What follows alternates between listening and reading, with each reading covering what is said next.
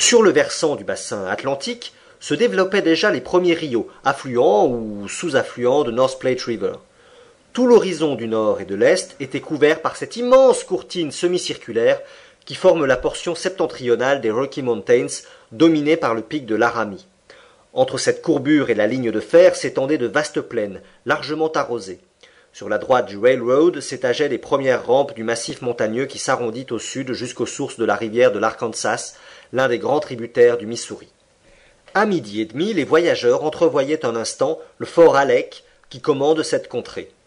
Encore quelques heures, et la traversée des montagnes rocheuses serait accomplie. On pouvait donc espérer qu'aucun accident ne signalerait le passage du train à travers cette difficile région.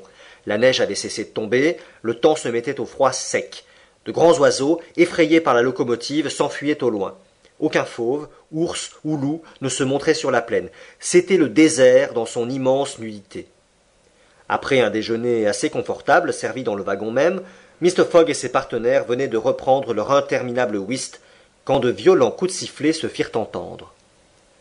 Le train s'arrêta. Passepartout mit la tête à la portière et ne vit rien qui motivât cet arrêt. Aucune station n'était en vue. Miss Aouda et Fix purent craindre un instant que Mr. Fogg ne songeât à descendre sur la voie, mais le gentleman se contenta de dire à son domestique « Voyez donc ce que c'est. » Passepartout s'élança hors du wagon. Une quarantaine de voyageurs avaient déjà quitté leur place et parmi eux le colonel Stamp Proctor. Le train était arrêté devant un signal tourné au rouge qui fermait la voie. Le mécanicien et le conducteur, étant descendus, discutaient assez vivement avec un garde-voie que le chef de gare de Medicine Bow, la station prochaine, avait envoyé au devant du train. Des voyageurs s'étaient approchés et prenaient part à la discussion. Entre autres, le susdit colonel Proctor, avec son verbe haut et ses gestes impérieux. Passepartout ayant rejoint le groupe entendit le garde-voie qui disait « Non, il n'y a pas moyen de passer. Le pont de Medicine Bow est ébranlé et ne supporterait pas le poids du train. » Ce pont, dont il était question, était un pont suspendu, jeté sur un rapide, à 1 mile de l'endroit où le convoi s'était arrêté. Au dire du garde-voie, il menaçait ruine, plusieurs des fils étaient rompus, et il était impossible d'en risquer le passage. Le garde-voie n'exagérait donc en aucune façon en affirmant qu'on ne pouvait passer, et d'ailleurs, avec les habitudes d'insouciance des Américains, on peut dire que quand ils se mettent à être prudents, il y aurait folie à ne pas l'être.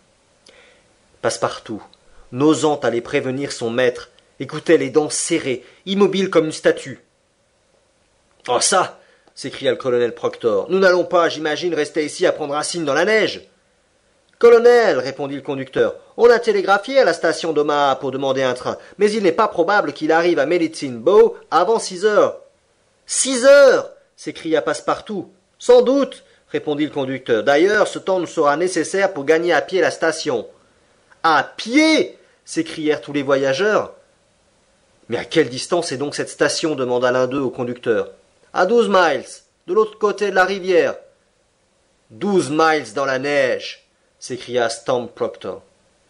Le colonel lança une bordée de jurons, s'en prenant à la compagnie, s'en prenant au conducteur, et Passepartout furieux n'était pas loin de faire chorus avec lui. Il y avait là un obstacle matériel contre lequel échoueraient, cette fois, tous les banknotes de son maître. Au surplus, le désappointement était général parmi les voyageurs, qui, sans compter le retard, se voyaient obligés à faire une quinzaine de miles à travers la plaine couverte de neige. Aussi était-ce un brouhaha, des exclamations, des vociférations qui auraient certainement attiré l'attention de Phileas Fogg si ce gentleman n'eût été absorbé par son jeu.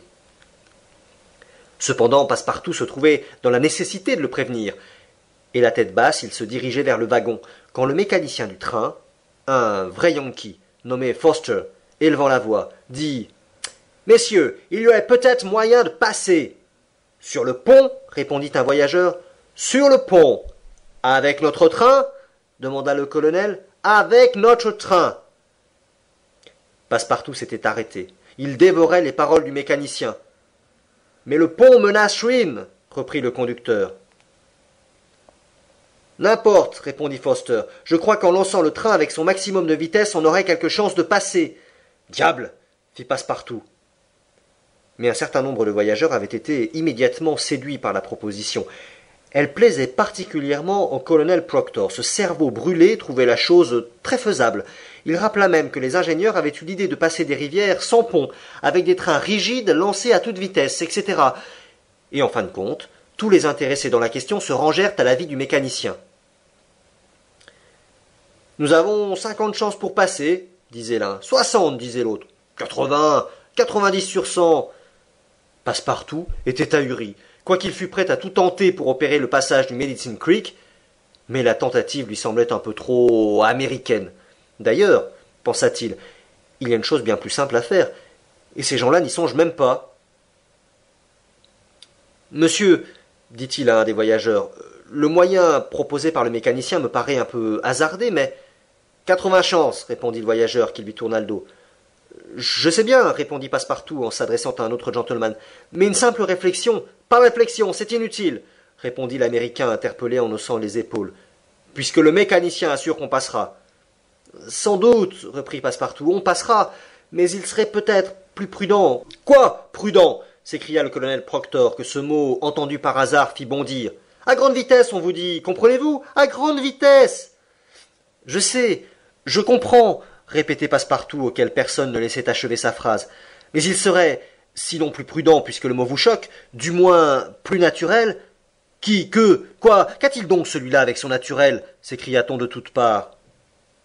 Le pauvre garçon ne savait plus quoi faire pour se faire entendre. Est-ce que vous avez peur? Lui demanda le colonel Proctor. Moi, peur? S'écria Passepartout. Eh bien, soit. Je montrerai à ces gens-là qu'un Français peut être aussi américain qu'eux. En voiture, criait le conducteur. Oui, en voiture, répétait Passepartout, en voiture, et tout de suite. Mais on ne m'empêchera pas de penser qu'il eût été plus naturel de nous faire d'abord passer à pied sur ce pont, nous autres voyageurs, puis train ensuite. Mais personne n'entendit cette sage réflexion, et personne n'eût voulu en reconnaître la justesse. Les voyageurs étaient réintégrés dans leur wagon. Passepartout reprit sa place, sans rien dire de ce qui s'était passé. Les joueurs étaient tout entiers à leur whist. La locomotive siffla vigoureusement. Le mécanicien, renversant la vapeur, ramena son train en arrière pendant près d'1 mile, reculant comme un sauteur qui veut prendre son élan. Puis, à un second coup de sifflet, la marche en avant recommença. Elle s'accéléra. Bientôt la vitesse devint effroyable. On n'entendait plus qu'un seul hennissement sortant de la locomotive. Les pistons battaient 20 coups à la seconde. Les essieux des roues fumaient dans les boîtes à graisse. On sentait, pour ainsi dire, que le train tout entier, marchant avec une rapidité de 100 miles à l'heure, ne pesait plus sur les rails. La vitesse mangeait la pesanteur. Et l'on passa, et ce fut comme un éclair. On ne vit rien du pont. Le convoi sauta, on peut le dire, d'une rive à l'autre, et le mécanicien ne parvint à arrêter sa machine emportée qu'à 5 miles au-delà de la station. Mais à peine le train avait-il franchi la rivière que le pont, définitivement ruiné, s'abîmait avec fracas dans le rapide de Minicine Bow.